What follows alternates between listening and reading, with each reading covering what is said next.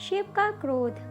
महर्षि भृगु ब्रह्मा जी के मानस पुत्र थे। उनकी पत्नी का नाम ख्याति था, जो दक्ष की पुत्री थी।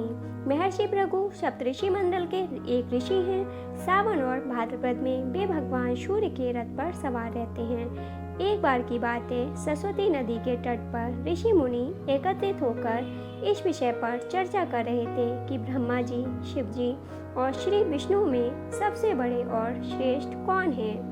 इसका कोई निष्कर्ष न निकलता देख उन्होंने त्रिदेवों की परीक्षा लेने का निश्चय किया और ब्रह्मा जी के मानस पुत्र महर्षि भृगु को इस कार्य के लिए नियुक्त किया।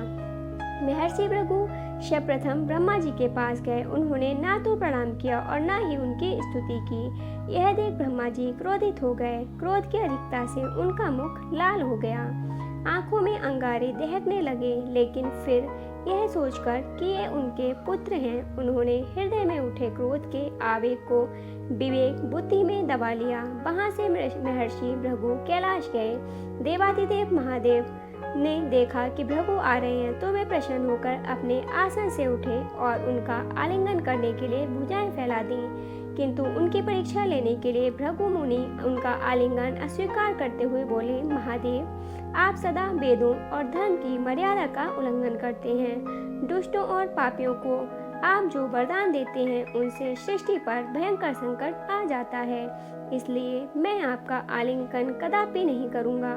उनकी बात सुनकर भगवान शिव को क्रोध से तिलमिला उठे। उन्होंने जैसे ही त्रिशूल उठाकर उन्हें मारना चाहा, वैसे ही भगवती सती ने बहुत अनुनय विनय कर किसी प्रकार से उनका क्रोध शांत किया। इसके बाद भृगुमुनि बैकुंठ लोक गए। उस समय भगवान श्री विष्णु देवी लक्ष्मी की गोद में सिर रखकर लेटे थे। भृगु ने जाते ही उनके वक्ष पर एक तेज लात मारी।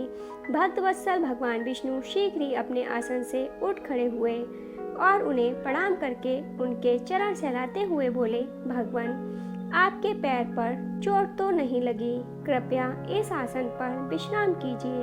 भगवान, मुझे आपके शुभ आगमन का ज्ञान न था, इसलिए मैं आपका स्वागत नहीं कर सका। आपके चरणों का स्पर्श तीर्थों को पवित्र करने वाला है। आपके चरणों के स्पर्श से आज मैं धन्य हो गया। भगवान विष्णु का यह प्रेम व्यवहार देखकर महर्षि भृगु की आंखों से आंसू बहने लगे। उसके बाद वे ऋषि मुनियों के पास लौट गए और ब्रह्मा जी, शिव जी और विष्णु जी के यहाँ के सभी अनुभव विस्तार से कह बताए। उनके अनुभव सुनकर सभी ऋषि मुनि बड़े हैरान हुए और उनके सभी संदेह दूर हो गए। तभी से वे भगवान विष्णु को सर्वश्रेष्ठ मानकर उनकी पूजा अर्चना करने लगे। वास्तव में उन ऋषि मुनियों ने अपने लिए नहीं बल्कि मनुष्यों के संदेहों को मिटाने के लिए ही ऐसी लीला रची थी। दोस्तों, आपको कहानी कैसी लगी कमेंट बॉक्स में ज़रूर बताइएगा। अगर कहानी अच्छी लगी हो तो लाइक एंड शेयर ज़रूर कीजिएगा और ऐसी ही अच्छी अच्छी कहानियाँ सुनने के लिए चैनल को सब्सक्राइब कर लीजिएगा। कहानी को अंत तक सुनने के लिए धन्यवाद दोस्तों।